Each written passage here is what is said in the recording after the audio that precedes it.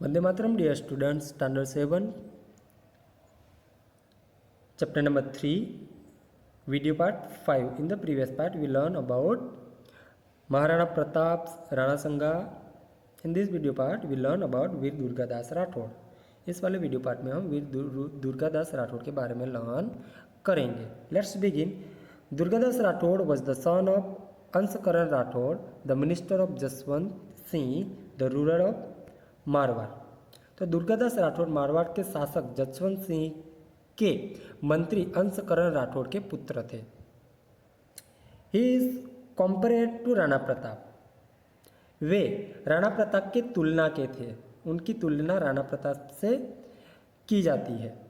He did not accept the domination of Aurangzeb during his reasons. तो औरंगजेब के समय में उन्होंने अपना आधिपत्य औरंगजेब को आधिपत्य स्वीकारने का उन्होंने स्वीकारा नहीं था. औरंगजेब का आधिपत्य तो उनको राणा प्रताप से भी कंपेयर किया जाता है. और वो थे दुर्गादास राठौड़ मारवाड़ के जो शासक थे जसवंत सिंह, उनके मंत्री अंशकरण राठौड़ के पुत्र थे. उनकी तुलना राणा प्रताप से की जाती है. और औरंगजेब के समय में उन्होंने उनका जो आधिपत्य था ना, उनको स्वीकारा नहीं था. Now Chhatrapati Shivaji. Chhatrapati Shivaji, one of the greatest king of the India, was the founder of the Maratha empire. Bharat के महानतम राजाओं में स्थान प्राप्त करने वाले छत्रपति शिवाजी ने मराठा साम्राज्य की स्थापना की थी. He was born in 1627 AD. उनका जन्म 1627 में ईस्वी सन 1627 में हुआ था. इन शिवनेरी महाराष्ट्र. शिवनेरी महाराष्ट्र में उनका जन्म हुआ था. Shivaji the son of Jijabai and Shahji. Shivaji अपने पिता शाहजी और जीजाबाई के संतान थे.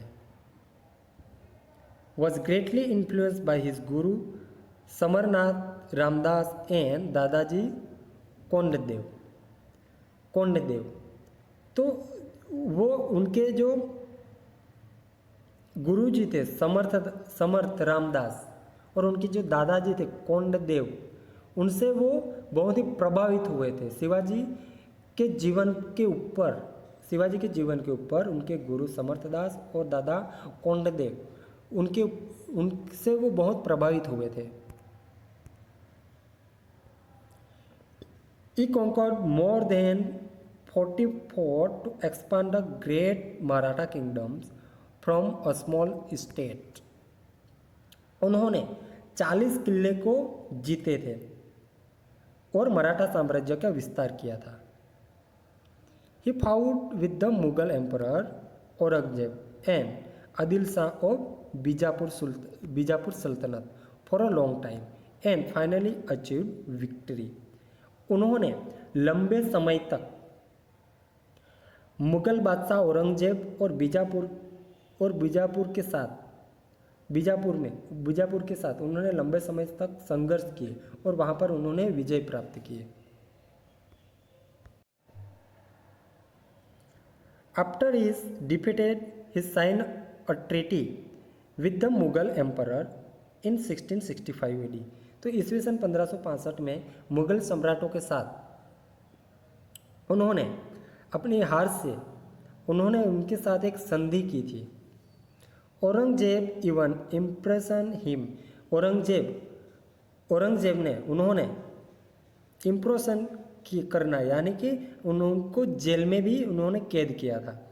But he escaped cleverly and fought back and won. पर वो वहीं से चालाकी से छूट जाते हैं और वहीं से भाग जाते हैं. फिर से वो अटैक करते हैं उसके बाद, और उन्होंने अटैक करके वहाँ पर विजय भी प्राप्त करते हैं.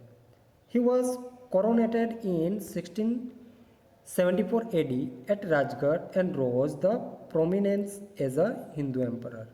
इसके बाद ईस्वी सन 1674 में उन्होंने राजगढ़ के ऊपर उनका राज्याभिषेक होता है और उनसे हिंदू सम्राट हिंदू साम्राज्य के नाम से उनको ख्याति मिलती है। In addition to being a great conqueror, he was also efficient administrator and great organisation. वो महान विजेता तो थे ही, उसके उपरांत वो एक कुशल वहीवटकर्ता और संगठनकर्ता भी थे। His cabinet was known as Ashta. उनका जो कैबिनेट था, कैबिनेट यानी कि अपने मंत्रिमंडल, उसको अष्टप्रधान मंडल बोला जाता था। क्या बोला जाता था? Ashtapradhan Mandal. He died in 1680 AD। उनकी मृत्यु ईस्वी सन 1680 में होती है। You can see here the picture of Shivaji coronation, यानी कि शिवाजी का जो राज्याभिषेक हुआ था उस समय पर उनकी पिक्चर्स यहाँ पर दी गई है, वो आप देख सकते हो। This is a coronation of Shivaji. ना मुगल एडमिनिस्ट्रेशन, यानी कि मुगल साम्राज्य की राज्य व्यवस्था। The Mughal administration was systematically established by Akbar. Mughal वहीवट तंत्र की जो व्यवस्थित स्थापना की थी वो अकबर ने की थी। In it the emperor was the centre of the rule and head of the council of ministers. उनमें, उस साम्राज्य में जो केंद्र में रहते थे तो वो रहते थे बादशाह, वो हेड माने जाते थे, तो वो केंद्र में रहते थे और उनकी एक काउंसिल ऑफ मिनिस्टर्स यानी कि उनकी मंत्री परिषद भी उनकी रहती थी उनके साथ सलाह सूचन करने के लिए।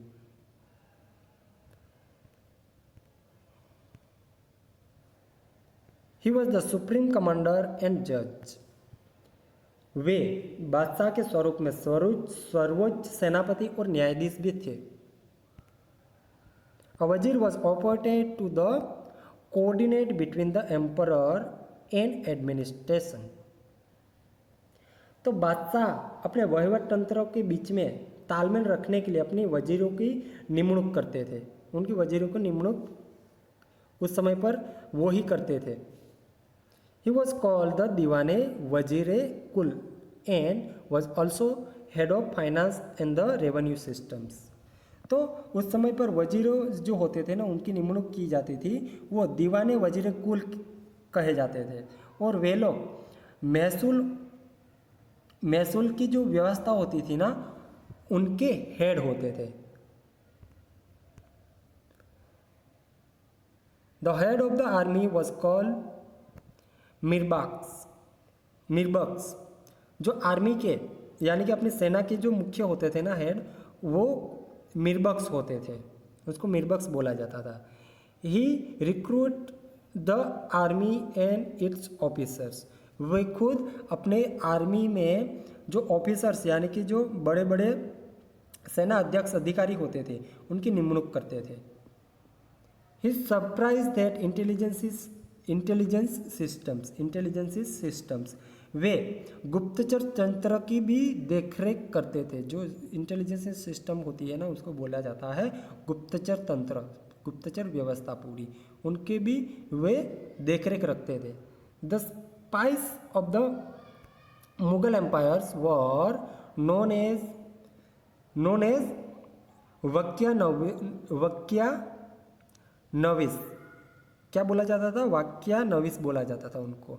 दो वाक्यानविस जो होते थे ना, वो मुगल वहीवट तंत्र के गुप्तचरों के वाक्यानविस के स्वरूप से वो पहचाने जाते थे। There was a department called Mir Saman to look after the personal needs of the emperors. He was also the head of the government of factories। the head of the judiciary was काजी। उस समय पर जो सम्राट होते थे ना, उनकी अंगत जो जरूरियातें होती थी उनका ध्यान रखने के लिए मेरे सामान नाम का भी एक विभाग था और उनमें सरकारी जो कारखाने होते थे ना, उनके वो हेड होते थे और जो न्याय व्यवस्था का जो हेड होते थे ना, उन लोगों को काजी बोला जाता था। तो इस वाले वीडियो पार्ट में हम यहीं तक लर्न करेंगे। नेक्स्ट वीडियो पार्ट में मिलेंगे, तब तक के लिए Take care and Vande Mataram.